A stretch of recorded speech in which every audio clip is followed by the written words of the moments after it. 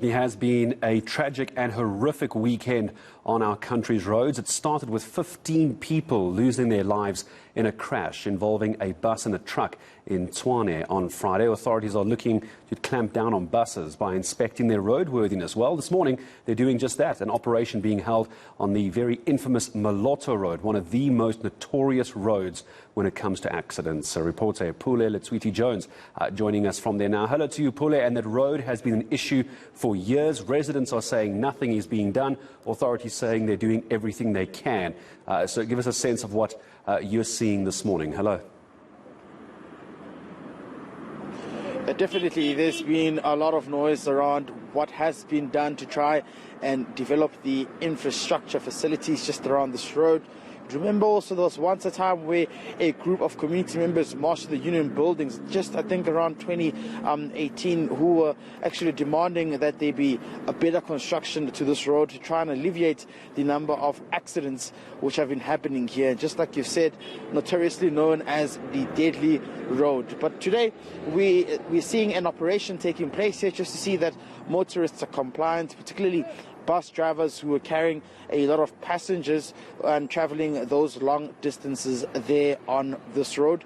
This comes just 3 days after, or 2 days rather, after that fatal car accident that took place in Bundu in Pretoria North, where 15 lives were claimed, and we saw again about 24 people being injured there.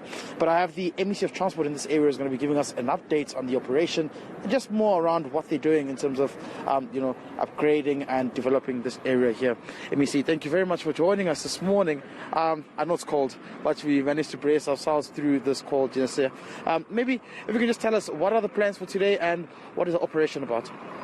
Thank you for having me. But as you can see, our team has been here since 3 a.m. already on the ground. We conducted a similar operation last year, also at 3 in the morning, as well as one with the Premier. Last year, one of the highlights of that was the condition of the buses of PATCO. If you monitored the entire situation last year, you'll see that there was a number of road accidents involving PATCO buses. So in Maine, today we wanted to see whether PATCO has been taking any initiatives on their own to improve on the condition of the vehicles, to improve on the roadworthiness in terms of also your operating licenses and permits. And indeed, it's a very good sight to see today. Last year we had the similar operation, but we had 45 PATCO buses that were impounded. Now, if you look at this year, we are having under 10, and that shows you that there is an improvement. Remember, PATCO is offering a service where they are not transporting normal goods. They are transporting people's lives. And if you look at the passengers that they are transporting, 90% are elderly women. Right. It's your mothers, it's parents who have to go home, it's your breadwinners. So we want them to take the service that they offer to communities seriously. I heard you indicating about the condition of the road, Moloto Road being known as the death road. As much as you can indicate it as such, I think we've seen a reduction in the number of accidents from last year to this year. And contributing to that is the changes that has been made by SANRAL in terms of extending the road, as well as changes from the province as well, where you are patching off potholes in areas. But look, as much as you can look at the condition of the road, you can't shy away from the fact that in most circumstances, it's driver negligence. If you look at the condition of Moloto Road compared to any other road, there's nothing different. So we plead with our road users to say that there is some sort of responsibility on them to ensure that they obey the rules, to ensure that they are complying, because it also affects the safety of those around them. Are there also plans to try and upgrade the road facilities just around you? Because I know also this matter is currently before Parliament as well. Yes, you remember SANRAL has budgeted, I think they spent over R1 billion, and in this financial year there is going to be another if I'm not mistaken, financial budget that's going to this particular road as well. It's coming from the minister in a direction to address the call by the community in respect of Moloto Rail Corridor. We understand that the community is raising that Moloto Rail Corridor has been there, they have been promised, but in the meantime, what do you do now?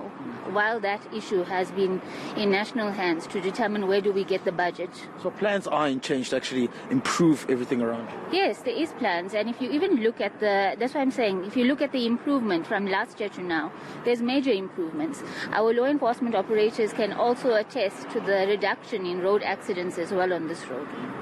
Just the last question maybe. I've often heard, passengers complaining about bus drivers being tired while on the road. And I know you spoke about, negligence and bus drivers and rather other drivers having to be very careful. Do you also, on a particular period or basis, engage some of these companies to say that they should check up on their drivers? They should ensure that their buses are also compliant, because that's also one factor that contributes to some of these deadly accidents here. Yeah, if you look at the condition of the PATCO buses now, they have even installed your camera systems, your surveillance systems, where they can monitor whether the driver, any signs of fatigue. And I'm very happy because they have also taken the idea away from Busco that's operating in Mbombela. Busco has a similar surveillance system that can monitor the driver's how does he behave, his behavior behind the wheel. So there is improvements, but yeah, we plead with our stakeholders to ensure that there is that engagement with the drivers. They shouldn't be held liable to say that because they don't want to come to work today, it affects the employment with the particular industry. Thank you, MEC. Thank you for joining us on eNCA this morning there, Gareth. MEC just giving us an update regarding what they're doing to ensure that they can improve the roadworthy policy in this area here, but particularly saying that there's been a reduction in terms of accidents in this area on this Moloto Road. They're engaging some of those bus companies to ensure compliance, to ensure that they work within the boundaries of the law. And from now onwards, from just around 7 until about 10 again, we'll be here joining this operation to ensure that there's compliance, to see that some of these bus drivers are actually having the correct particulars to be operating on the road. Not only them, motorists as well, truck drivers as well. So it's going to be a busy, cold morning for now. Yeah, it's going to be a very cold and busy morning, and quite right. So Moloto Road has been upgraded.